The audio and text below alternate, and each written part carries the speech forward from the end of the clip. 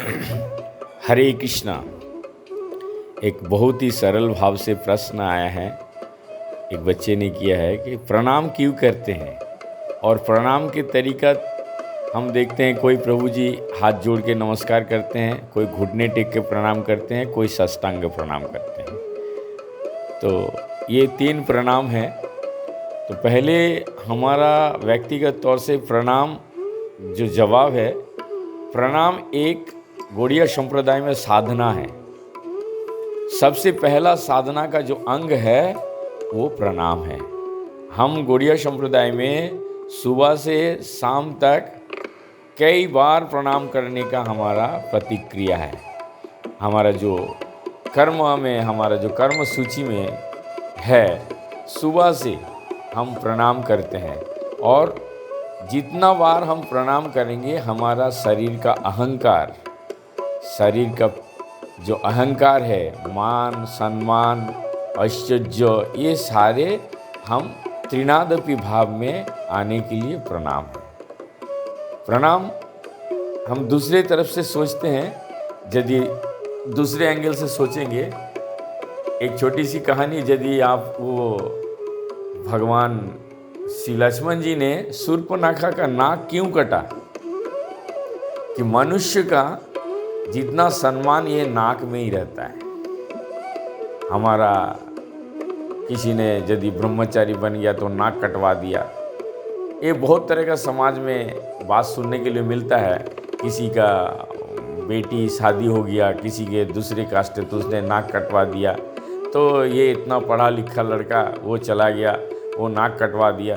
तो ये जो नाक है, हम इस नाक को सम्मान के लिए, यदि उस नाक को इस भूदेवी में हम स्पर्श करते हैं तो हमारा जो सम्मान है वो भगवान के चरण में चला जाता है। हमारा जीते जीते कोई सम्मान बोल करके नहीं है। हमारा जो सम्मान है, हमारा भगवान प्रभु के चरण, श्री गौरांग महाप्रभु नित्यानंद के प्रभु के और हमारे गुरु वर्ग के चरणों में हमारा सम्मान है। इसीलिए प्रणाम अति आवश्यक है। भारत भूमिते जन्म होइल जार, जन्म सार्थक करो परोपकार। ये भारतीय सभ्यता में, भारतीय संस्कार में, चाहे वो हिंदू हो, चाहे वो मुसलमान हो, चाहे कोई सा भी धर्म अवलंबन करता है, वो या तो सलाम कहते हैं या तो प्रणाम कहते हैं।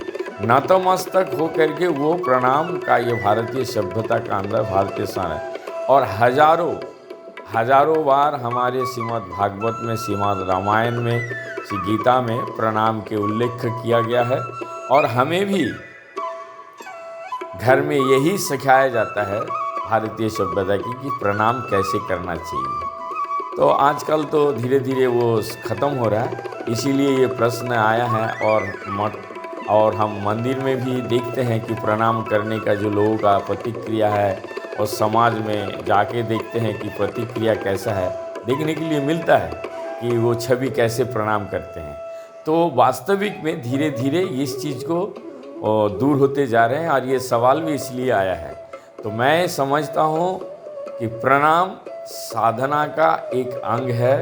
यदि आप हरि भजन कर रहे हैं तो प्रणाम को ठीक से कीजिए, और आगे आने वाली पीढ़ी को ये बताइए कि जितना ज़्यादा प्रणाम करेगा उतना ही आपका अहंकार दूर होगा और त्रिनादपि भाव आएगा। इसीलिए हमेशा, या तो यदि गुरु वैष्णव को मानते हैं तो साष्टांग प्रणाम कीजिए। जितना ज़्यादा आप झुकेंगे उतना ही आपका त्रिनादपि भाव आएगा। और गौरांग महाप्रभु, नित्यानंद महाप्रभु, षट गोस्वामी के प्रति आपका रुचि बढ़ेगा। हरि नाम में आपको दिन प्रतिदिन वृद्धि होगा और आप आनंद के सागर में डूबेंगे। तो साधना का प्रथम प्रक्रिया है। साधना यदि आप करते हैं, जैसे पूजा पाठ में करते हैं, सबसे पहले ओम बोलना ही पड़ता है। अपवित्र ओम बोलते हैं। तो इसी तरीके से साधना का जो पहला अंग है वो है प्रणाम। आप समझ गए होंगे। हरे कृष्ण कृष्ण कृष्ण हरे हरे, हरे राम